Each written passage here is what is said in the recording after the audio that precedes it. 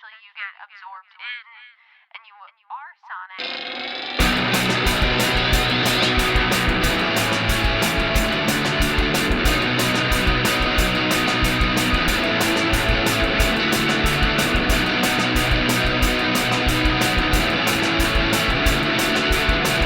Hey everybody, I'm Taylor Olmstead, and I want to welcome you back to No Repeat, a podcast where we pick 3 songs every week with no repeats, no do-overs, to create a perfect playlist for every occasion life throws at you. Joining me are my co-host Tyler Reed.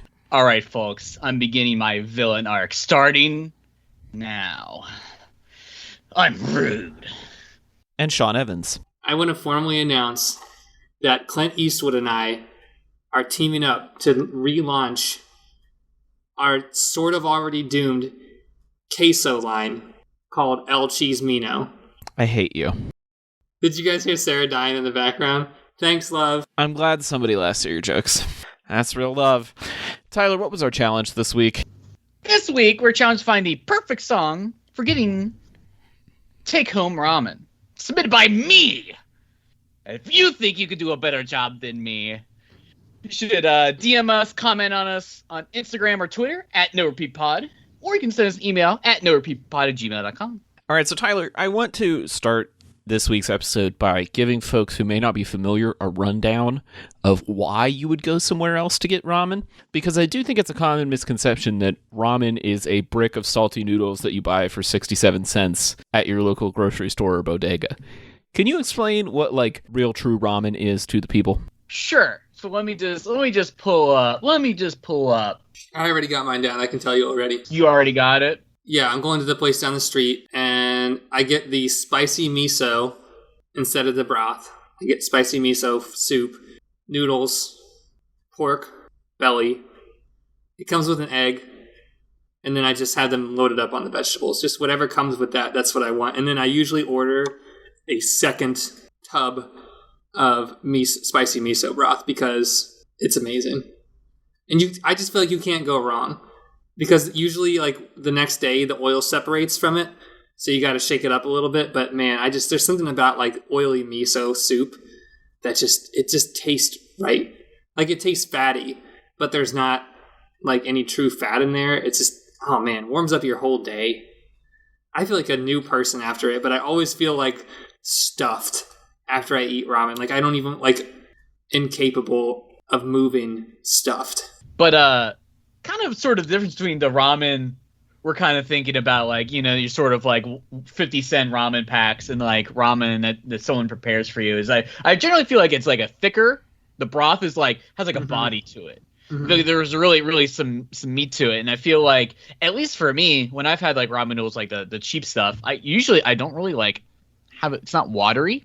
Mm-hmm. I usually just take the noodles and boil them and then mix it in, so they're really dry noodles. So that's I feel like but really ramen, real ramen is just sort of it's a delicious broth with probably more substantial noodles than you're used to having, and then usually there's egg and some kind of meat and then various vegetables. And Sean said there's miso in it, and there's all sorts of accoutrement that goes with it, and you can kind of mix and match, have it the way you want it.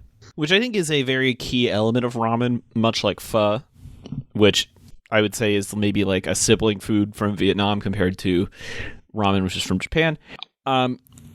These are all very mix and match dishes. Everybody has their personal order. So Sean said he does the miso. I usually do the beef-based broth. And then I'm all in on usually some form of beef, occasionally pork. It just kind of depends on my mood. And then all the cilantro that you can throw on it. I want that tang to it to kind of counterbalance the savory. I love the complexity of the flavors. And I think kind of like Sean said, it's a very thick and heavy meal. You kind of want to take a nap afterwards. And so I honestly don't get it to go very much, because it's usually not something I think about unless it's a day where it's truly gross and rainy, and then I'm I don't want to leave the house to go get ramen or pho, but I do really want it, so I'll get a delivery sometimes, and every once in a while I'll go. I used to work in an office that was right down the street from a great like ramen place, and we would go during the winter a lot for lunch because it's a solid, like, everybody from the office can go and get exactly what they want and customize it their way. But when we talked about this challenge, the challenge was specifically, from Tyler's words, take-home ramen.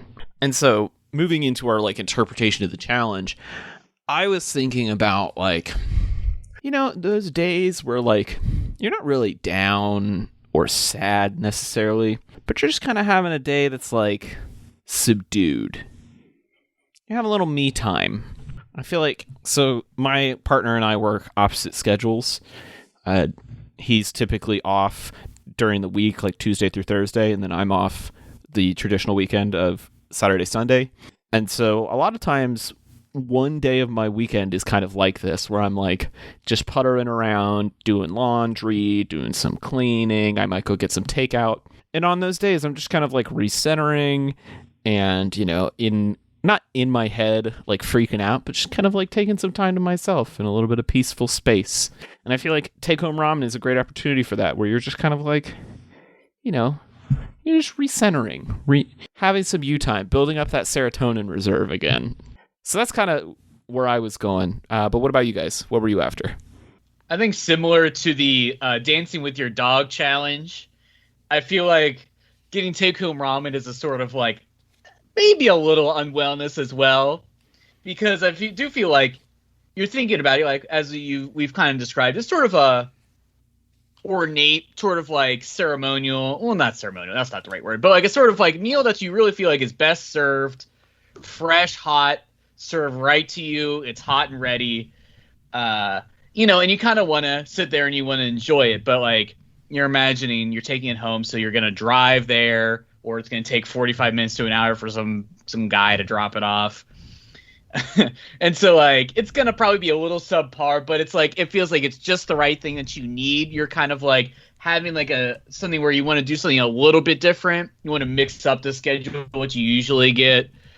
So it's kind of like I was kind of thinking about as well. I feel like Taylor kind of hit the nail on the head when he's like, you know, it's kind of like you want to treat yourself a little bit when you're kind of like having like a couch day, or you're kind of just sort of like focused on doing something. I was imagining sort of like, you know, like I kind of get thoughts of like college, where, you know, we'd be like in like the design studio and we're like, okay, well, it's like 7 p.m. and I haven't eaten yet. Let's go get this. Let's take it back and let's keep on working. So it's sort of like that, or like you're with your partner's home or whatever, and you're both kind of like, let's just, you know, like it's not like a get up fancy, do a big kind of night. It's just sort of like, let's watch a movie, you know, let's just get something a little extra. I'm in a mood for ramen. I seek it out. Yeah. And usually we bring stuff home. I don't feel like a lot of time during the pandemic, because we have beer at home, and I feel like that's what you want to. That's what I want to have with dinner, like a beer, and so it's just easier. We have like a lot of restaurants that are pretty close to our house too. Like, actually, side note, Taylor, when we went to the taco place, the ramen place is like right next door to there. Oh yeah, so that's like 3 blocks from your house. Right, exactly. Yeah, it's like right down the street. So it's not that far. You can go by the beer store on the way, or the beer store on the way home, and, you know, get a drink of your choice to accompany your ramen in the perfect way. So I just wanted to have like a fun song that was just fun to listen to while I'm taking out my ramen, because it's not that I have a problem with the restaurant. The restaurant's fun, but I don't know. I like to eat it at home, because like ramen is weird, right? Because you're supposed to slurp with ramen, but when you go to the ramen restaurant around here, I feel like people don't know that you're supposed to slurp, so I feel really self-conscious about slurping. So I just, you know, it's like one of those like dirty pleasures that you'd do in the secrecy of your own home. Yeah, you know what I mean? Like it's just something that I know exactly what you mean.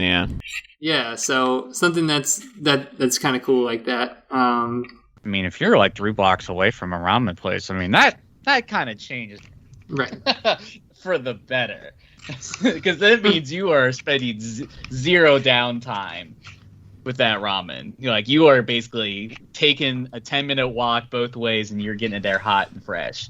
That's what I mean. Well, you get the broth. Just it's walking broth. It's to prepare you for what is inevitably the next part of your glorious day, which will inevitably lead you to passing out on the couch with containers laying all over the coffee table. You know, like it's there's a lot. Yeah, there's a lot of clear plastic containers involved. Right. And then you're gonna put everything inside them so you can stack them up in your cupboard. Well, with that being said, if it's all right with y'all, I think I'll go first this week. Okay. All right, this week I chose Airplanes by Local Natives.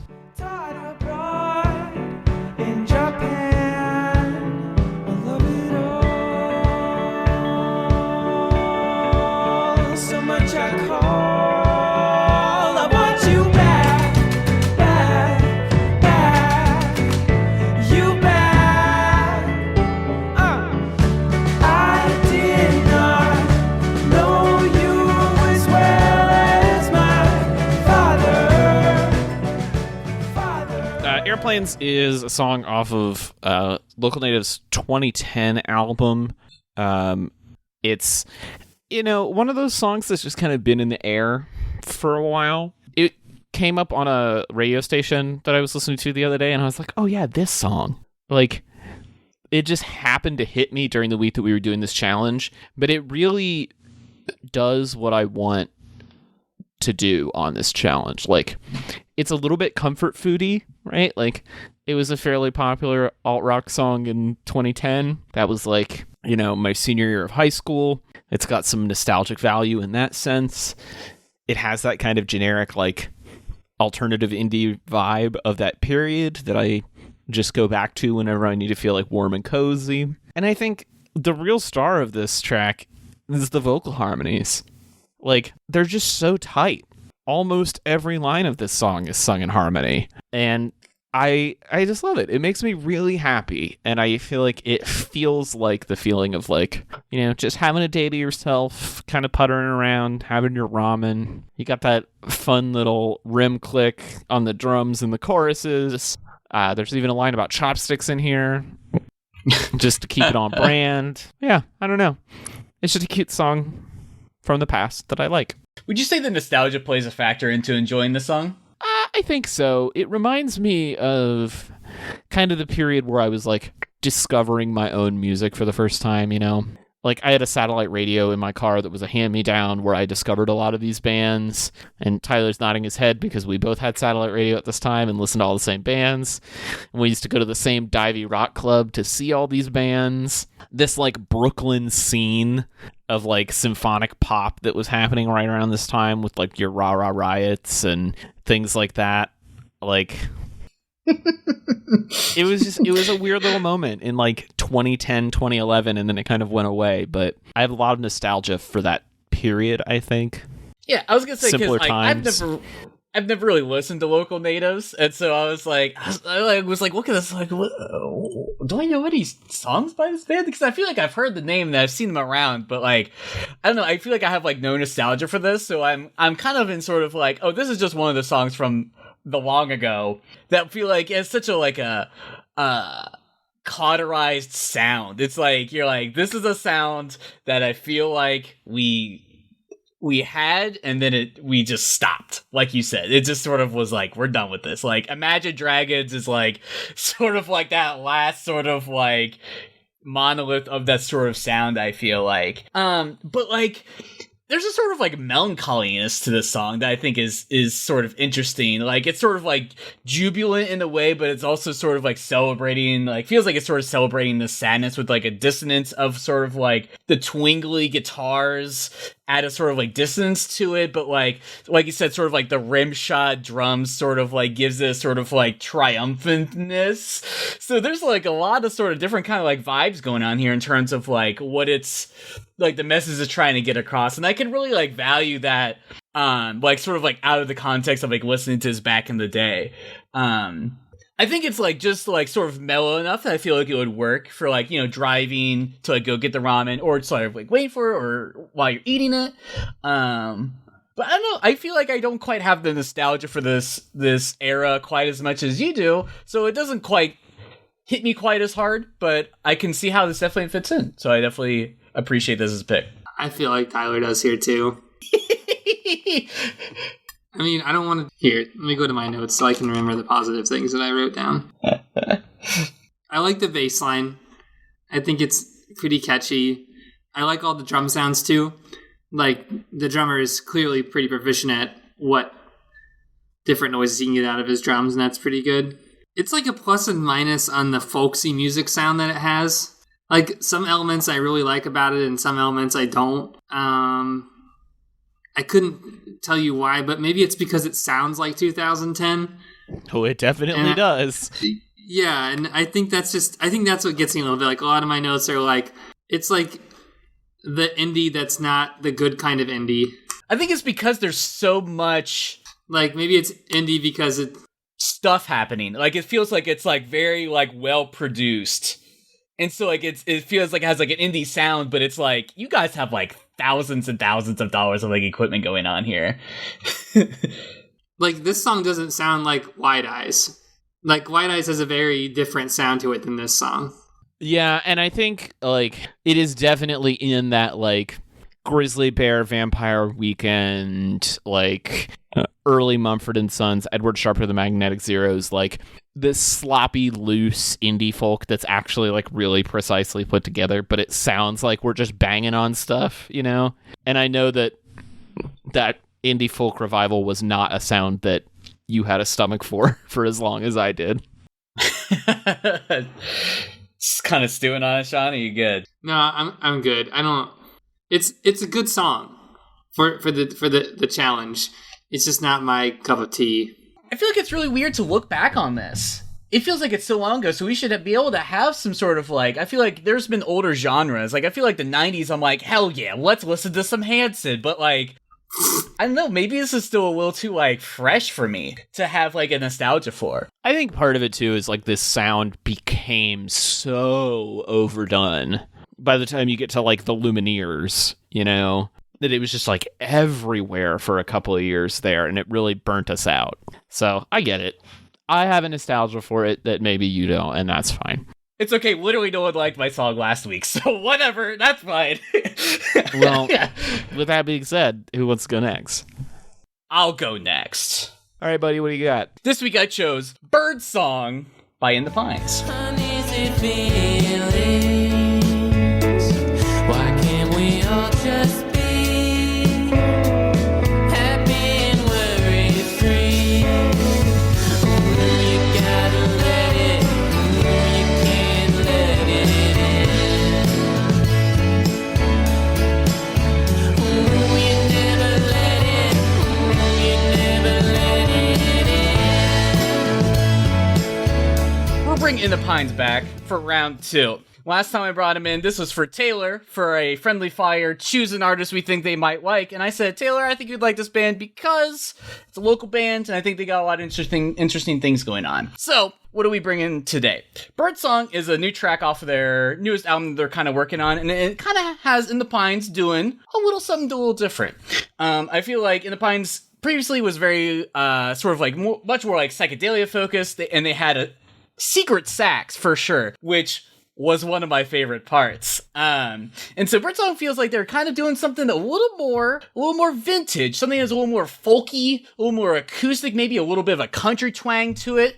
You could maybe like throw like some Nick Drake on there, or like Joan Armstrong, or like a Tim Buckley, like I kind of talked about before. You know, you could even maybe throw in some Heartland rock kind of like in the mix in the playlist with this song in it. And so I think it's kind of interesting that they're sort of playing with the sound. I feel like in a way is sort of coming back in some capacities. Like, you know, we just got done with the new Killers album, which I feel like in some ways plays right at home, I think, with this song. And so what I think what's really great about it, sort of like a Heartland rock sort of like fused with maybe like some more folk or like country sort of fusions, is that they're all sort of really comforting genres that I feel like add a real nice warmth to them and a sort of like easygoing feeling to them. And so I feel like Birdsong is just sort of takes all the best elements of all those genres and kind of plays them really well. There's like a little bit like a steel guitar sound back, you know, there's just like some gently like strumming guitar, you know, like the vocal delivery is sort of carefree and lackadaisical. There's a little tambourine kind of going, I think is a nice little touch there. And lyrically, I think the song is just sort of about like, hey man, we got some problems, we're gonna work through them, but you know you gotta face them. And so like I feel like it's a song that's like hopeful, that sort of is also real in a way. And so I just feel like ramen is a sort of warming food, a comforting food, and I feel like the song is warm and comforting and just sort of a nice chill track that I feel like would go right along with eating some ramen. Yeah, this is lovely. I think it has a real comfort food vibe, like you were saying. Nice and warm. I could see, coming back home after a rainy day, opening up your ramen, putting this on. It's like a warm blanket. Just makes you feel good. The lead guitar is doing some really fun stuff here. Lots of nice slidey runs that I enjoy here. I'm sure that's not a technical term, but that's how I'm going to call it. The lead vocal, I think, is maybe less well matched to this style than it was to their former psychedelic rock style. There's just like a little bit of dissonance there that doesn't, like, first few listens, it really kind of like threw me off. It's growing on me, but I think maybe like a deeper register or something would help. I don't know. Something about it it feels a little off, but the instrumental is great. Go ahead, Sean. Pull back out. Pull out the shades. We know what you got it in you, buddy. Time to pull out the umbrella. The Mary Poppins umbrella. We'll start now. See, Taylor tried to kill Mary Poppins, but Mary Poppins just keeps flying in every week. Don't ask me how. I hate this. I don't even bring up Mary Poppins so much. I said hater shades first. So, positive, I like this song because it reminds me of Kurt Vile, and there's also a very acousticy Smashing Pumpkins feel to it, like deep cut Smashing Pumpkins, and that's pretty nice. I also think this song is also a little too indie-y, like it's trying indie-y, if that makes sense. And that bothers me.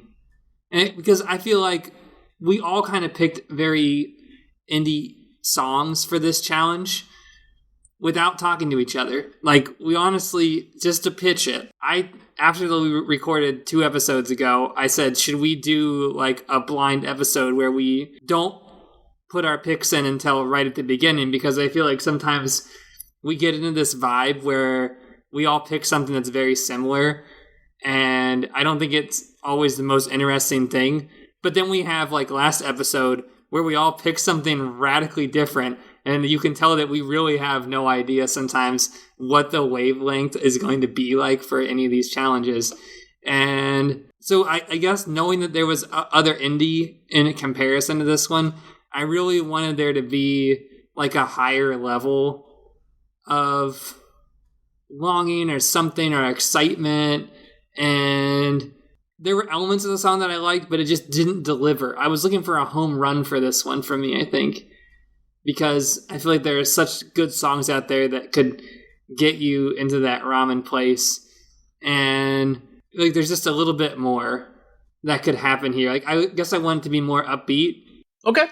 I feel like for me, what I was thinking about was, I think I'm very particular about when I'm picking my songs. I'm thinking about the level of importance of the event that's transpiring, kind of combined with the historical, or like the verbosity of the song. Like, if it's like, like I'm not picking Crazy Train, like I'm not picking like a top 10 song for like something that's kind of like mundane or whatever, right? So I feel like I was kind of like, I feel like if I were to choose again based on your feedback, I would have just chosen like a more iconic, like legendary sort of like folk rock, sort of like folksy or country infused sort of like artist that I feel like has a real like name recognition to it. That's like, this is one of their best songs. This is like a top pick for me. Whereas like this was sort of like, Take Home Ramen is sort of like a casual dining experience, like, yeah, I don't know, it's just any Friday. And so this is just sort of a any Friday kind of song. It's on your playlist and you're just kind of like, hey, it's a band I heard before a few times. I saw them live. They're down the road.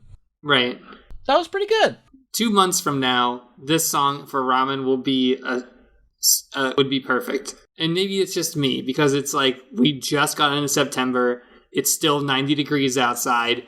And the idea of having like a cozy, comfy soup song is just not doing it for me right now. Yeah. I'm like, To be fair, I agree with that for sure. Yeah. I feel like, if anything, I feel like you would have been able to resonate with, like, the sort of, like, almost, like, country-adjacent vibes to it, because I feel like, because of you, I've been, like, more like, you know what? Maybe I mess with this a little bit. Maybe I mess with this vibe a little bit more. You know, maybe a steel guitar, maybe a Country Roads, Take Me Home kind of vibe is where I belong. which is So- a weird choice for Ramen, but you know me. That's fair. All right, so this week I chose Loretta by Ginger Root.